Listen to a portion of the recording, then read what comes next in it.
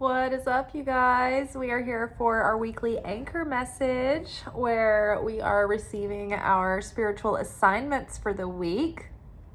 We are reading from the Wild Unknown Archetypes and the Dreaming or the Mystical Moments Tarot. So from the Wild Unknown Archetypes, we've got the River, followed by the Mystic,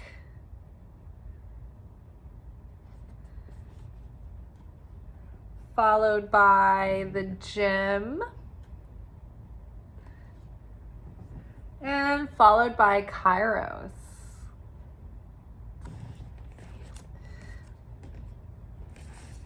Underneath the River, we have Five of Pentacles.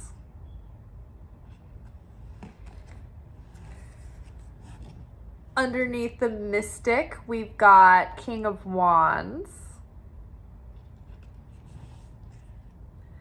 And underneath Gem, we have the Hermit.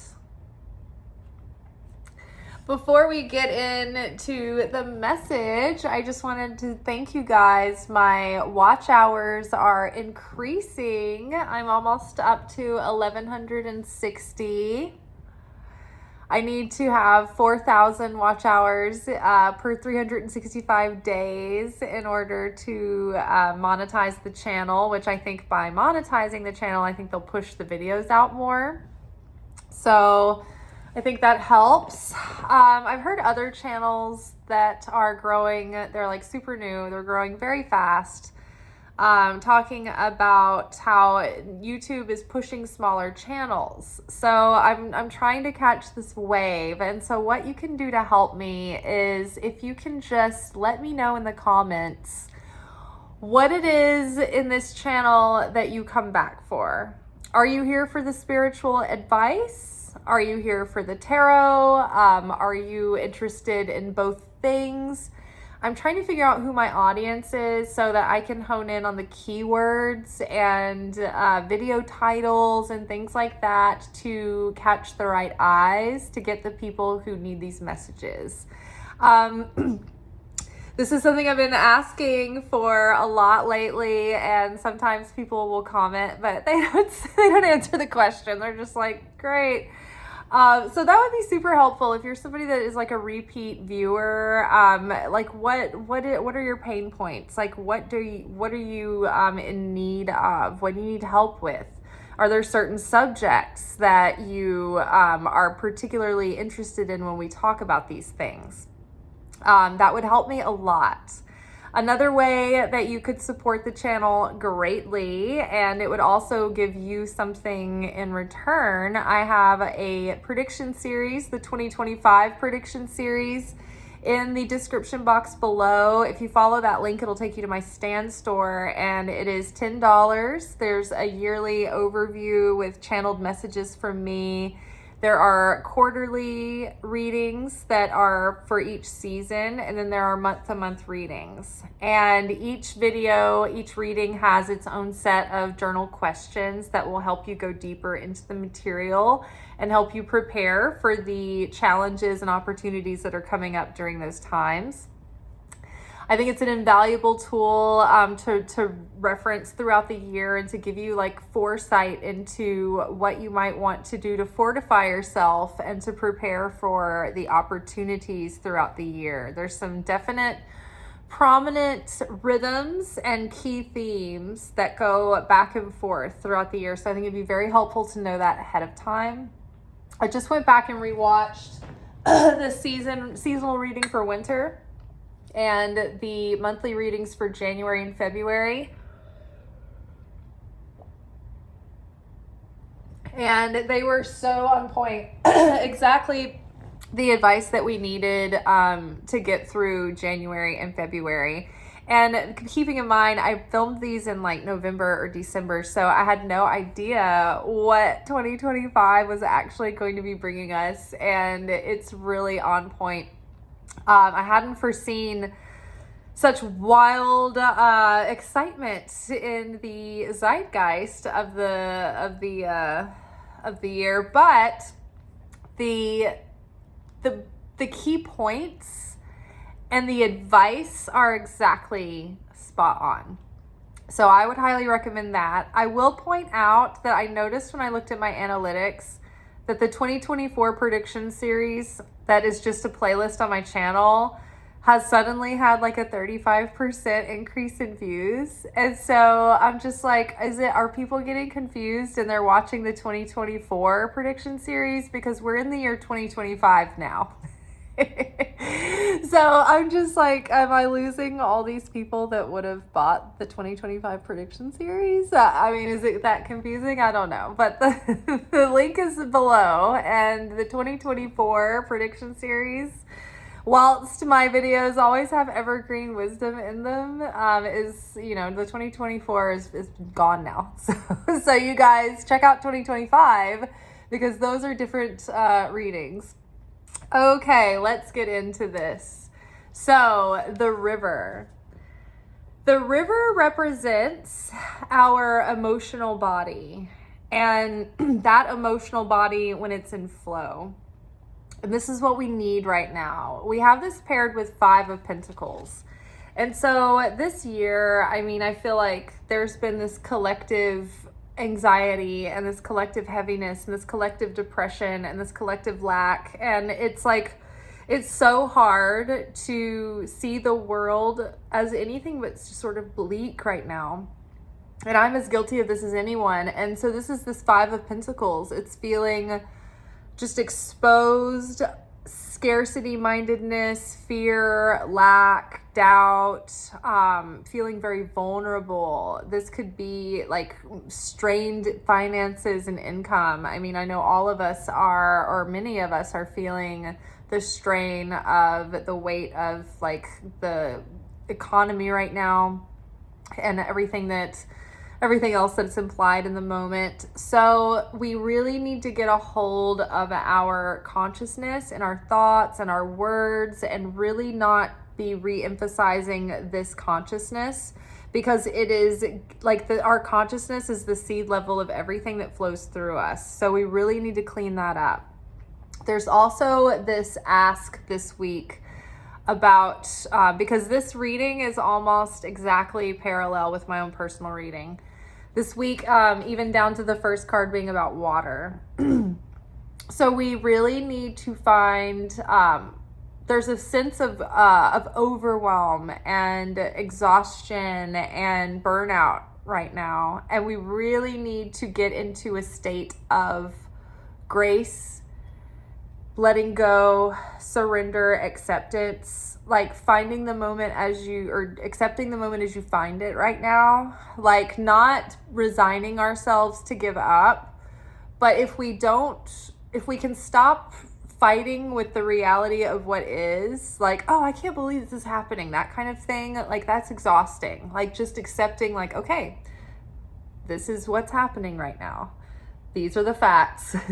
This is what I can control. This is what I can't control. This is what I can do with my day, and be grounded and prudent, but also not avoidant of the issues of the world at large. We all need to be participating in world issues.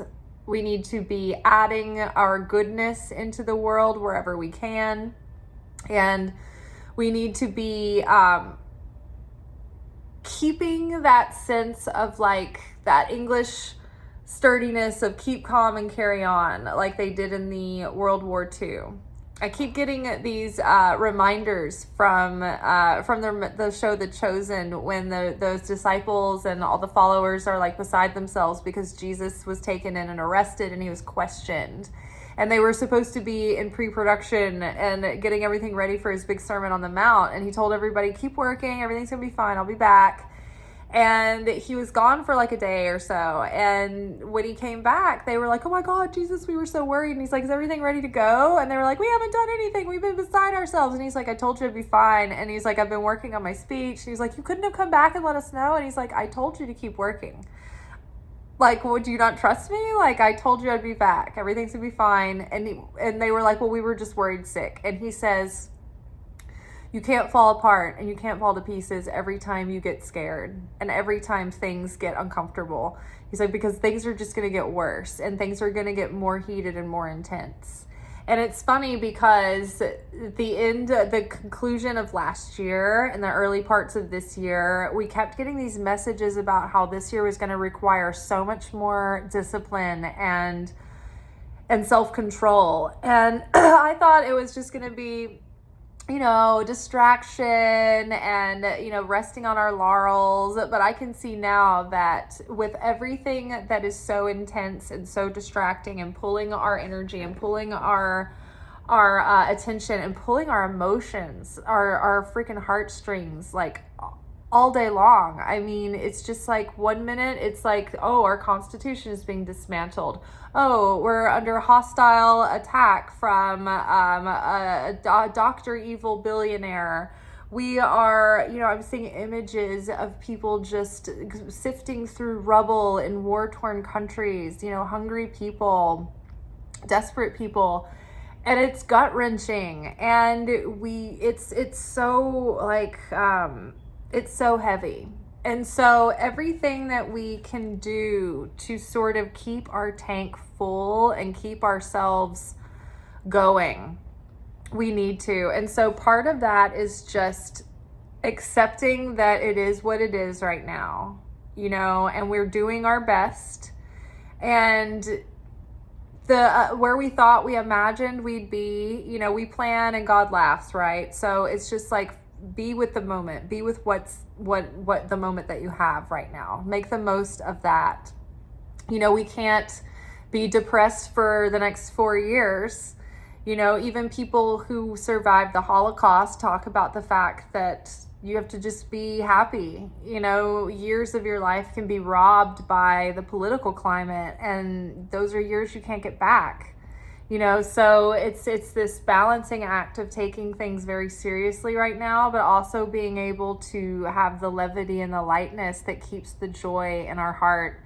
My friend at work said the other day, he was like, Liz, I got to tell you, you've been a little boring recently. You haven't been your salty self. You haven't been rambunctious. You haven't been like full of piss and vinegar and yelling at everybody.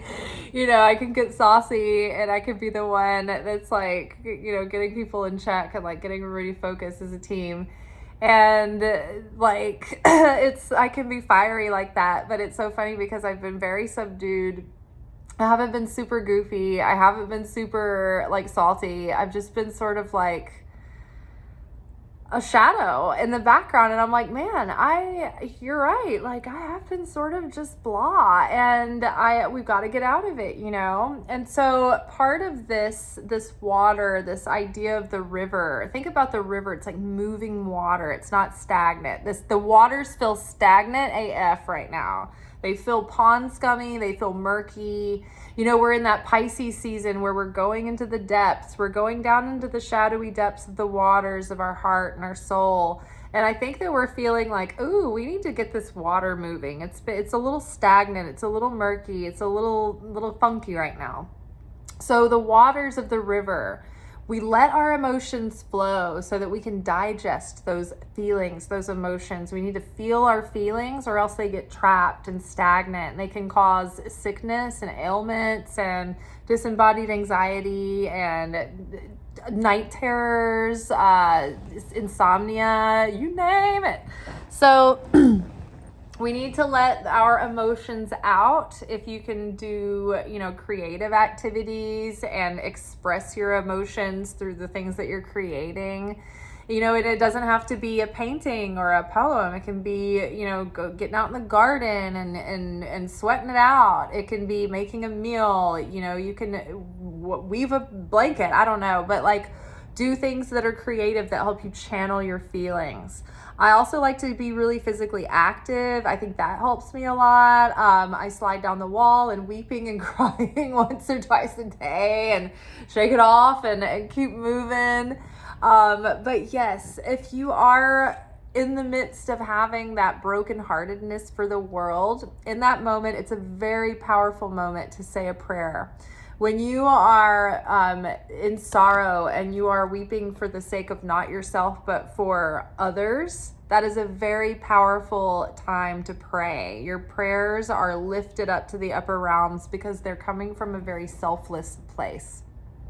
And you're allowing yourself to feel pain and discomfort for another. So that makes it extra powerful. So if you do find yourself in times of absolute distress and upset, use that as a time to pray.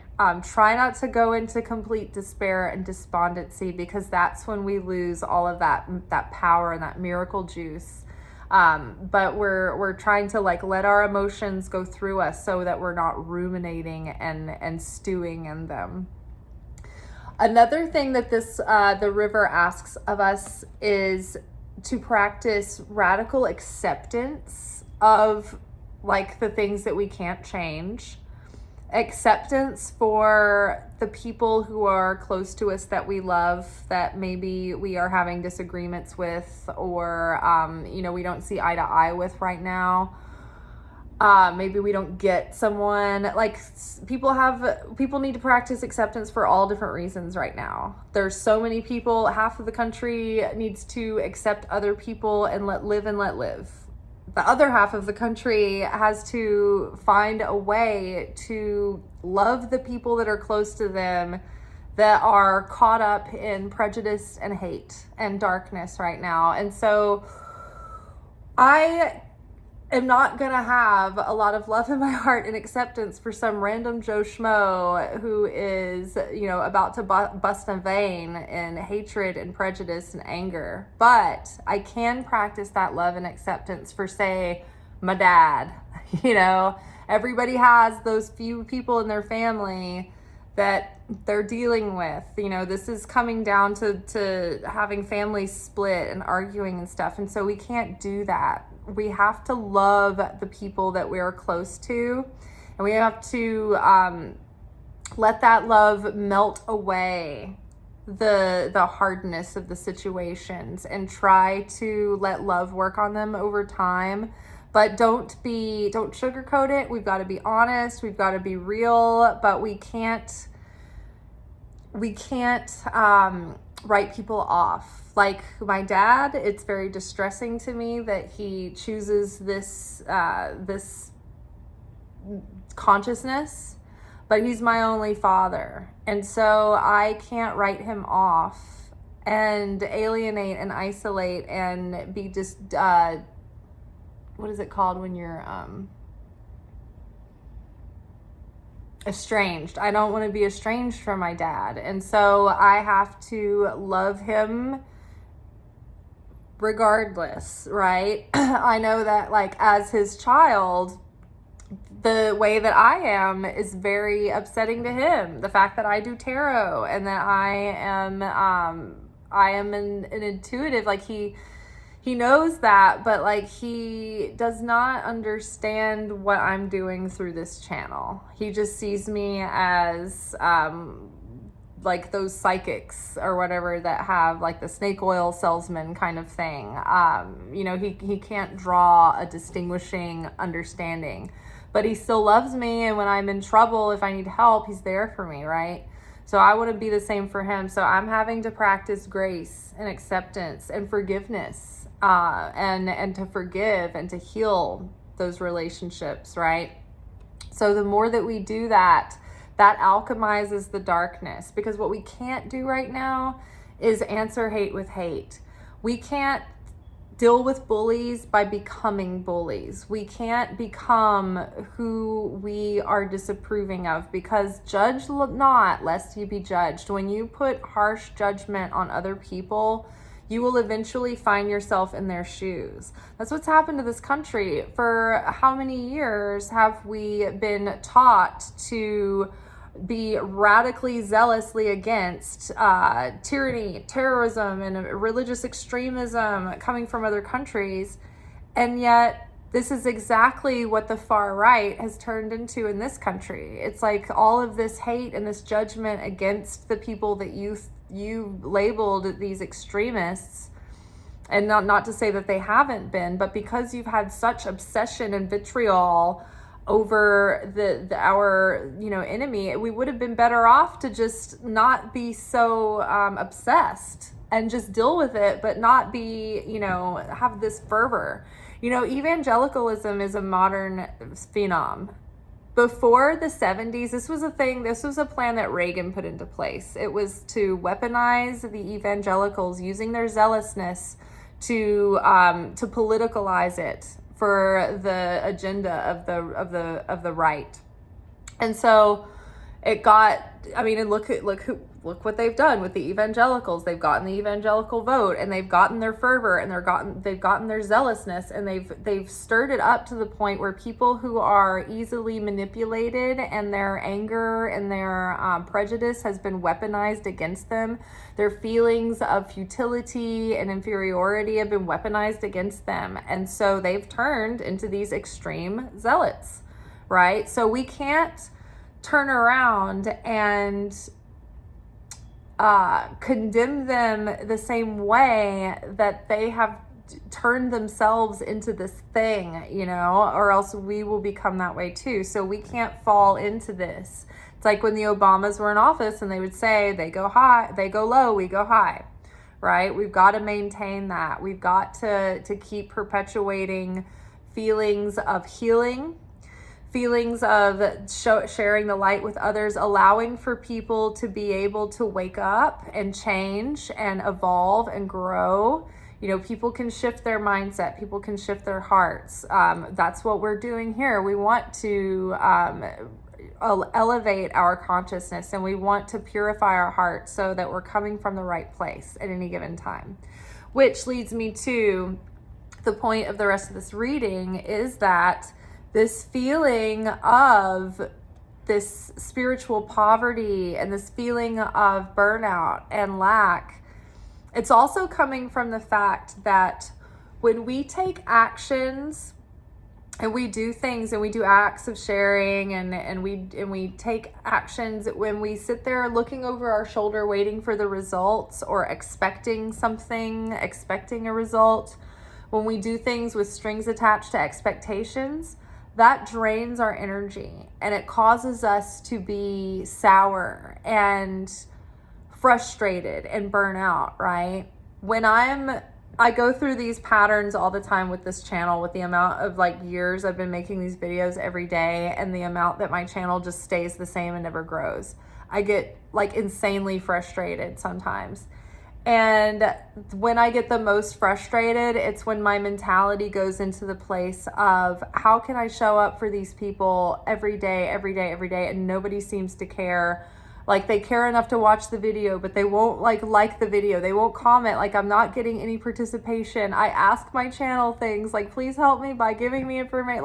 Let me know this, let me know that. And it's all these coaches tell you to do this, and I'm not getting any feedback, I'm not getting any results.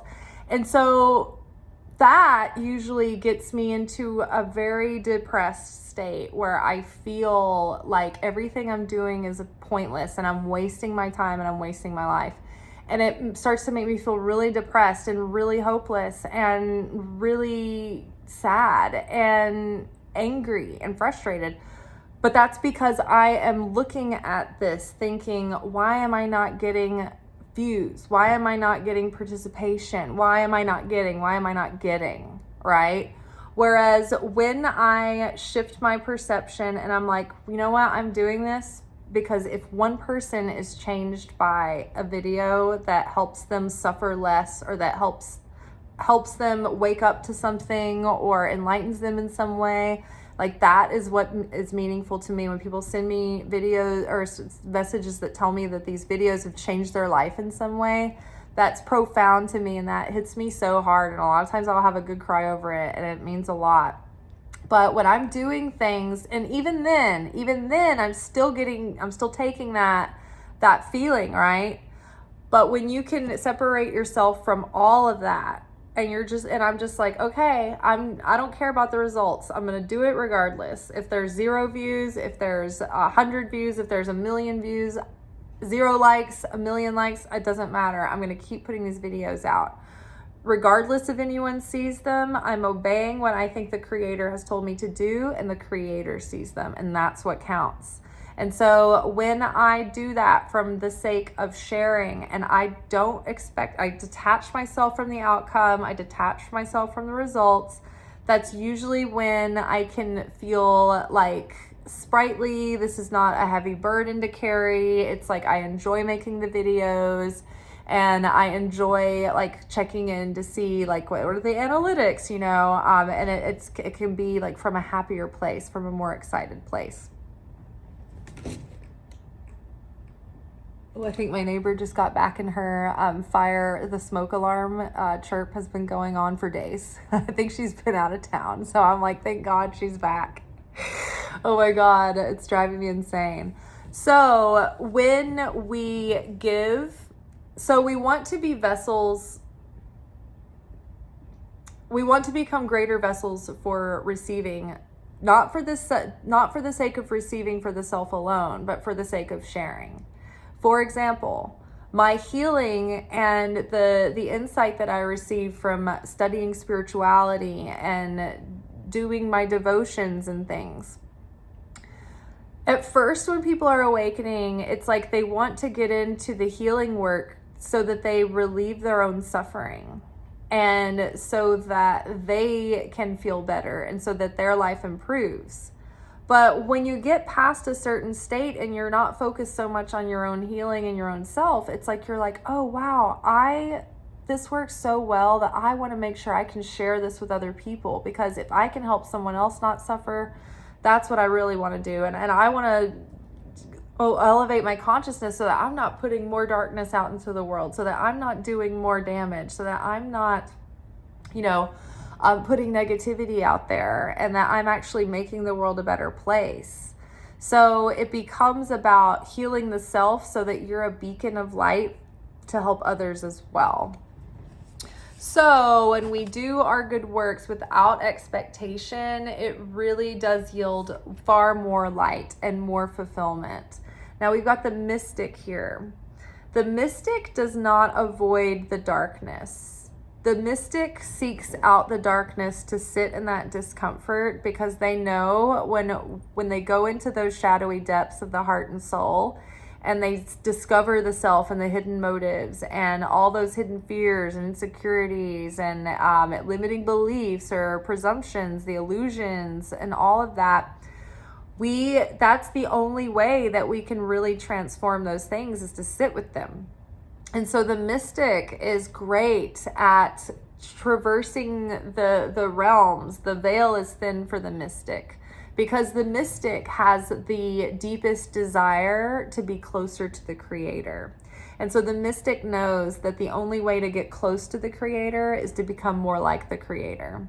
Because the vibrational law is that like attracts like. And if two things are resonating, then they can draw close together. So if we share affinity of form with the Creator, then that means that we're in vibrational match with the Creator. We can become one and draw close to the Creator. That connects us with our blessings and connects us with that light of protection and provision and divine guidance and inspiration, that feeling of fulfillment. Right? It's the negativity and our darkness and our asleepness that makes the veil thicker, that separates us from that direct experience of the Creator, and it makes that divine guidance that much quieter, that much harder to hear. So it's like each layer of negativity is like another layer of that fabric, that veil that like separates us from the awareness and the presence, the presence of God. When you are face to face with God in your life, that means that you understand that when you're in these circumstances, that you can feel and you can see God moving through the situation and moving the parts and pieces around and working on you and working on other people through these situations and opening up the possibility of miracles. But say a person who is standing with their face to God's back, that means that when you're in the midst of the storm, in the midst of the trial, you just don't see the good in the situation, and you're kind of lost in the fear. and in the lack, and you can't see the silver lining, but almost like until after the fact. And then later you can look back in hindsight when the dust is settled and you're like, oh, okay, I can see how that situation really did provide a lot, and it did serve me in a great way. And so you can see the way that God worked for you on your behalf, but only in hindsight. Now, people who have their back to the Creator's back, they're in the worst case, because they are in the midst of the darkness and they can't see the light, and they can't see a way out, and they can't see how things could ever be good, and what good can come of this. And then later on after the event, they always look back on it as feeling victimized, and they can never,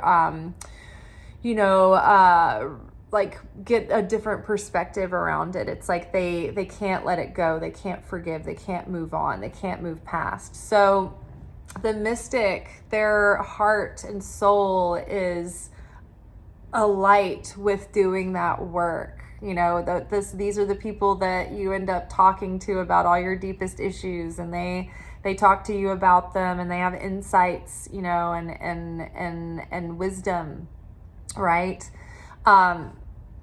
Many times mystics are artists and poets, and they're creative, and part of their prophecy and their process comes through in their art and in the work that they do, and in the creativity that they share. But the mystic, there's usually there might be one mystic in every family, and you're the one that it's up to you to initiate that family healing and doing the root work for your family, and doing that deep healing, and going back and doing that, the childhood, going back in the deep files, and pulling all that stuff up and doing the healing work. Your healing can spill out into the rest of your family, and you can go back in time and break the curses in your bloodline so that they don't perpetuate any longer, and you can heal retroactively. Time is an illusion, right? Recently I've been impressed because I got a bunch of random stuff when I was at home at my mom's house recently, and she was like, I have this picture of your daddy when he was 12 years old, and I have it, and every time I see it, it just breaks my heart to look at his little face, knowing the pain that he'd already been through, and looking like he's trying to be so strong and so put together, and impenetrable. And I find myself praying over that picture, and going back and praying for that little boy that my dad is. Because I think that you can pray for people retroactively, and when the healing happens in their soul, it can suddenly change them spontaneously. So that is our work as light workers. It's something that we can do. Now, I think part of the assignment right now too is to understand that there's two sides of this Kairos card. This is timing.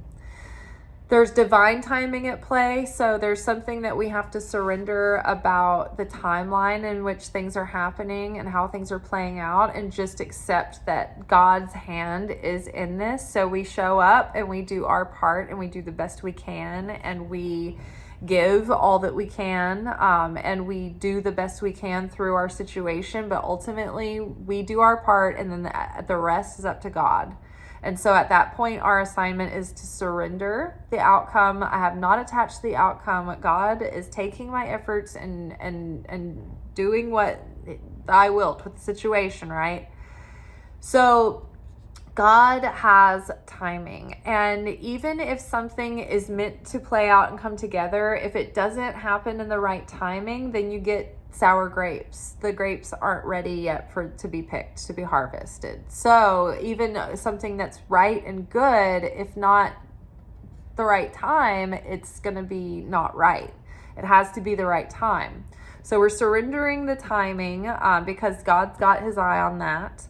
But also the fact that the real value, I feel like we're very preoccupied right now with the strain of living, it's like such a rat race. It's just like a constant effort to tread water and, just trying to think about securing your future, what's happening. Oh my God, what industry is going to be left when AI is finished with it all? It's just like almost more than we can bear. And we're becoming so distracted in the rat race of just trying to like earn our living, go to work, come home, do all the household things, that we can become very robotic and very materialistic.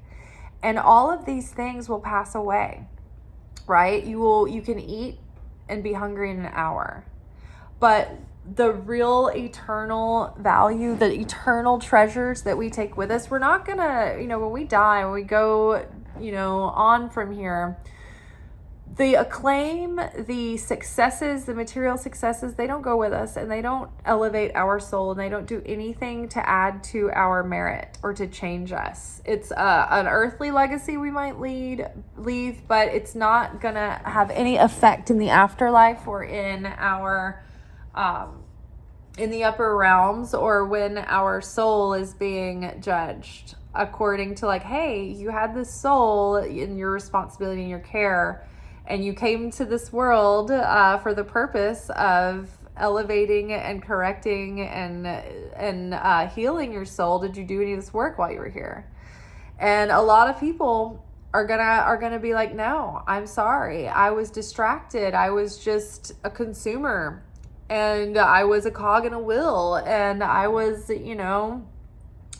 just kind of preoccupied each day, and I didn't really take a step back and see the bigger picture, and I mean, we're fortunately here, we're more aware. And so this is our job as light workers, to do this work for ourselves, but also to help others wake up and understand the value and the importance of doing this work for themselves in this life. Because the gym, this is the fruits of our labor, right? The transformation that we allow to have to take place in our mind and our heart and our soul in this life, that's eternal. That is eternal value, and it adds to our eternal soul. And when we leave here in the afterlife and we're going through levels and dimensions and mysteries of eternity, the awakening and the forgiveness that we gave on earth, the moments of love we shared, the fact that we helped someone see through the darkness and wake up and find the light and heal their own pain, that is eternal. Those are eternal treasures that can never be taken away.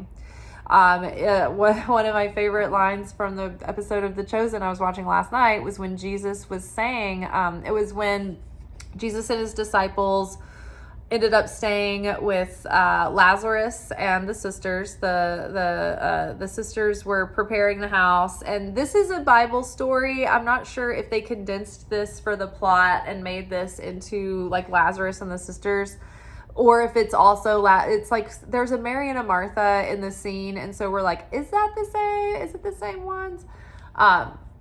Either way, the point is that when Jesus goes to this household, he's teaching, and his followers are sitting at his feet. And one of the women of the household is sitting with everyone, and she's taking in the teachings of Jesus, whilst the other sister is a nervous wreck, and she's like trying to make everybody food, and she's trying to host and like be a good host and be hospitable and make snacks and give everybody water.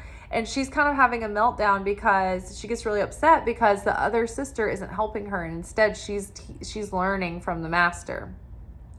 And so she kind of has this moment where she sort of breaks, and she's like, I'm sorry it's not better, but like my sister's not helping me. I'm doing all this by myself. And so Jesus is like, hey, look, come sit with us. Like, you're doing a wonderful job, and what you're doing is important. There's, doing all of this hosting us and being hospitable, like that's very valuable, and we're not shaming you here. But the thing is this food, it's going to come and go, but her portion will never be taken from her. And they're like, what do you mean her portion won't be taken from her? And he's like, the food, all of these things, the material things that we go after, the food we're sitting here eating, it's going to come and pass away, and all of these things are going to be gone.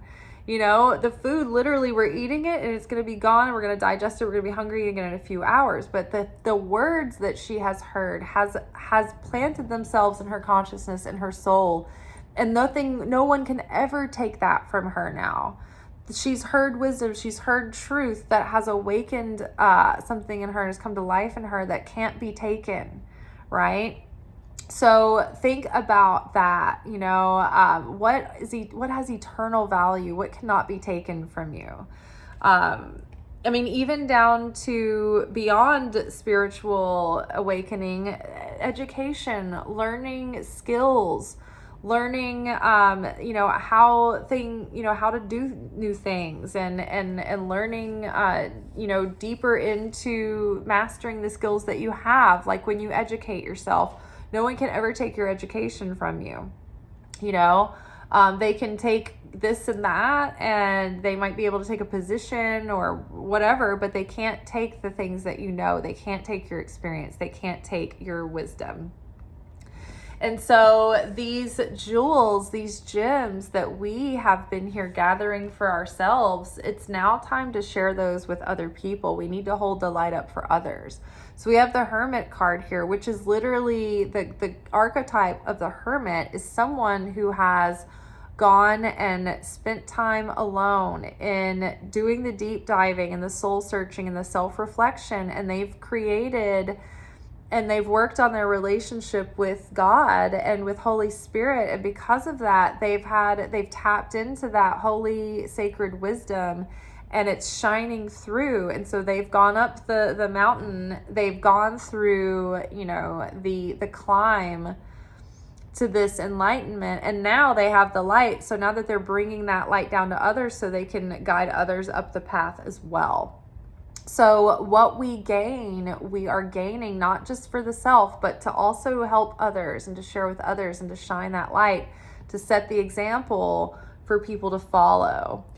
And like we said, if the less we obsess over the results and we just let go of attachment to how things turn out and we do our best, we're going to have a lot more energy, a lot more perseverance, a lot more determination. Like we're fired up and we're passionate. The King of Wands is industrious. The King of Wands is certain that the Creator has a plan, and he's beating his drum, right?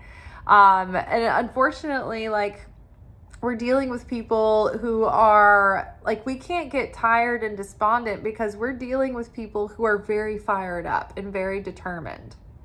And so we have to match that determination and that fire and that zeal, right? That sort of urgency.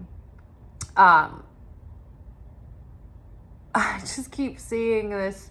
I saw a video of these Nazis marching in this town in middle America. And it was so sad because there was just the tiniest little group of them, and the streets were empty except for this other band of people marching behind them, basically taunting them and marching against them. And they're a little poor, sad, little tiny group of people.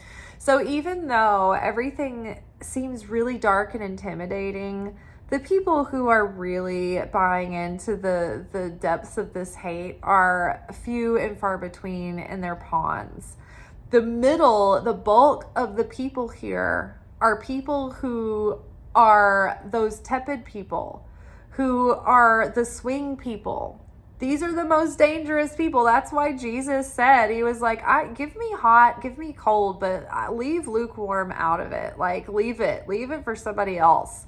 Because this is what happens. The bulk of the problem in the United States are the lukewarm people who have no real compass, and they can be so easily swayed either way. So these are the people, though, that we need to love and accept and wake up, because, so many of the baby boomers that I know don't have these values. But they're falling into the peer pressure like teenagers of the people around them. you know? And it's like working at a restaurant. It's like every day I am taking like a sample of anthropological study, social studies, and every table of groups of people that I wait on, hundreds of people per week, I listen to their conversations and I hear their mentality and I hear their consciousness and I watch them and their behavior and their patterns. And the patterns are there every time. And I'm just like, it's so predictable. So many people out there can be salvaged, right? Even there's a lot of people who voted that way and they're seeing how things are happening right now and playing out and they don't agree with it. And I know we're not usually a really political channel. It's usually more geared towards our own awakening and our own process and our own dreams and kind of the way we affect our immediate community. But all of this has been so huge and so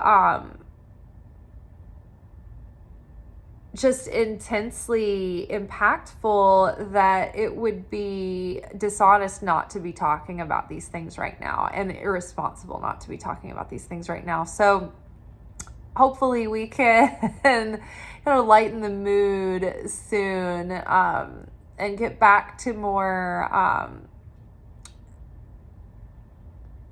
creative streams of thought. But these are all things that are so important. This is the eternal gem, right? Frivolous times, they come and go, but the gold of changing ourselves and our souls, so that, like, the point of us coming here as human beings is so that we can go through a process to make our soul more like the Christ. Jesus Christ was the physical embodiment of God as a human being on earth. What that would look like. Here's an example of how you should be, how you should treat one another in order to have affinity with me. This is the example. Jesus the Christ. And if you believe in him and you take him into your heart and you let that have that effect on you to start working on you and changing you and healing you, that redeems you. That is that salvation, and that gives you that rest and that fulfillment that you're like, at least this part is taken care of for sure. You know, it doesn't mean that you're never going to feel worried about the world, but there is a deep sense of peace and rest that comes with knowing that you have a relationship with God and you have a relationship with Jesus, and that's building and building and building. And you can have that on your own. You don't have to, I mean, honestly, I don't know what churches out there right now are good and who aren't, right? You have to listen to your discernment. I think a lot of churches are misled and misguided. A lot of them are very surface level. A lot of them are, all about that machine gun Jesus or corporate Jesus or McDonald's Jesus. Some people are about that porcelain plate Jesus. But I like the real Jesus, the one with some grit and some backbone. The one who was an enemy of the Roman state and who was considered a heretic. So I love that Jesus. He's amazing. All right. Well, I hope this serves you well, and I hope that everything gets better. All right, you all, much love to you. Please leave me a comment. Let me know what you're getting out of the channel so I can kind of hone in my keywords. That helps me out. Download 2025 prediction series, $10. And tomorrow we will be back for our weekly manifestation oracle message.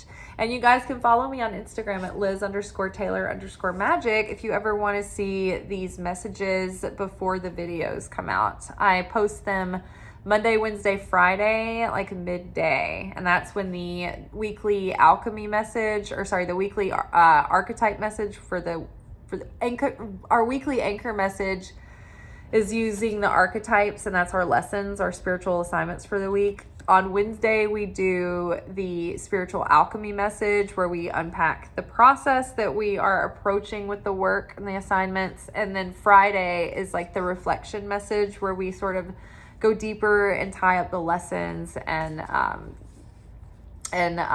bring all of that into a tight little neat package at the end of the week. All right, signing off. Peace be with you. Ciao.